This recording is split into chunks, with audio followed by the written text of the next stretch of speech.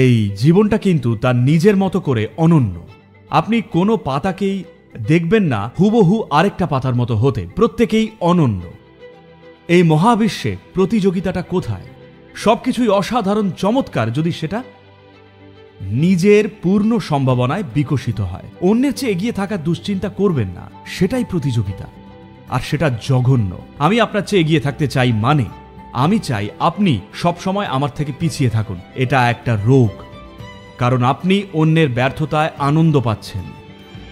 আপনার কাজ হলো নিজের মধ্যে যা কিছু সেরা আছে তা আবিষ্কার করা। আমি এনার চেয়ে বেশি ভালো কিনা সেটা সমস্যা নয়, একদমই সমস্যা নয়।